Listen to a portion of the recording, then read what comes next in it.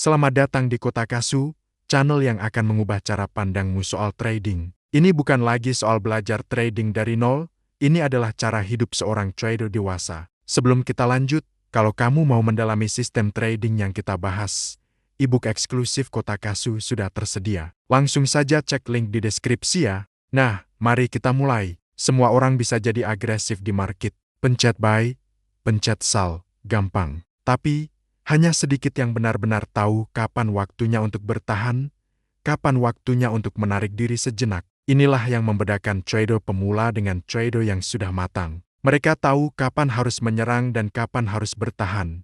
Jadi, dalam dunia trading saham, ada dua mode utama yang perlu kita kuasai. Pertama, mode serang atau attack mode. Kedua, mode bertahan atau survive mode. Kapan kita pakai mode serang? Tentu saja saat kondisi pasar saham lagi sehat, lagi bullish. Ibaratnya, ombaknya lagi mendukung, jadi kita bisa pasang layar dan melaju kencang. Saat inilah kita bisa lebih agresif, menambah posisi, mencari peluang-peluang baru dengan lebih intens. Cirinya apa? Indeks menguat, saham-saham blue chip ikut naik, sentimen pasar positif, dan banyak berita bagus bertebaran. Di momen seperti ini, probabilitas untuk profit jauh lebih tinggi. Kalau kamu terlalu takut-takut saat market sedang bagus, kamu justru akan ketinggalan pesta. Tapi, pasar tidak selamanya indah. Ada kalanya pasar saham itu kacau, tidak menentu, atau bahkan bearish. Inilah saatnya kita mengaktifkan mode bertahan. Survive mode adalah tentang melindungi modal kita, bukan tentang mencari keuntungan besar. Saat pasar sedang jelek, fokus utama kita adalah meminimalkan kerugian.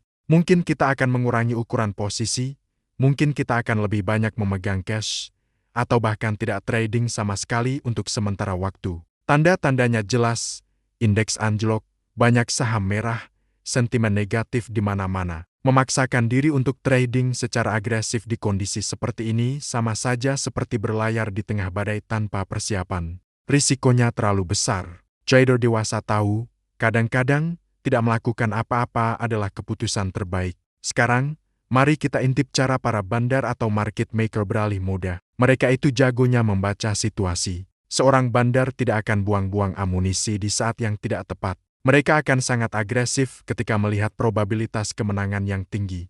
Saat mereka yakin sebuah saham akan naik, mereka akan masuk dengan kekuatan penuh. Kenapa? Karena momentum dan kondisi mendukung mereka. Mereka tahu ini adalah kesempatan emas yang tidak boleh dilewatkan. Mereka mengumpulkan barang saat harga masih di bawah, lalu mendorongnya naik dengan volume besar, menciptakan euforia di pasar. Disinilah mereka panen besar. Sebaliknya, apa yang mereka lakukan saat pasar tidak jelas, saat arahnya sideways atau cenderung turun, mereka diam. Mereka tidak akan memaksakan diri untuk menciptakan peluang di market yang tidak mendukung. Mereka lebih memilih untuk menunggu, mengamati, dan mengumpulkan informasi. Bagi mereka, cash adalah raja. Dengan memegang cash, mereka punya kekuatan untuk masuk lagi dengan agresif saat kesempatan terbaik berikutnya muncul. Mereka tidak merasa harus trading setiap hari. Mereka hanya trading di saat yang paling menguntungkan. Inilah prinsip efisiensi yang harus kita tiru. Jangan habiskan energimu dan modalmu di pertempuran yang tidak perlu. Jadi, apa kesimpulannya? Menjadi seorang trader saham dewasa bukan berarti kamu harus selalu berada di dalam market. Justru sebaliknya, kebijaksanaan seorang trader terletak pada kemampuannya memilih momen. Kapan harus tancap gas, dan kapan harus menginjak rem. Kamu tidak perlu ikut setiap rally, kamu tidak perlu panik setiap kali ada koreksi. Tugasmu adalah menganalisis, menunggu momen dengan probabilitas tertinggi, lalu bertindak dengan tegas. Inilah endgame seorang trader. Bukan lagi tentang mencari sinyal buy atau sell setiap jam, tapi tentang memahami alur besar pasar dan menempatkan diri di posisi yang paling menguntungkan. Terima kasih sudah menonton sampai akhir. Semoga materi kali ini membuka wawasan baru buatmu. Jangan lupa untuk subscribe dan nyalakan loncengnya agar tidak ketinggalan konten-konten berikutnya dari Kotakasu. Sampai jumpa di video selanjutnya.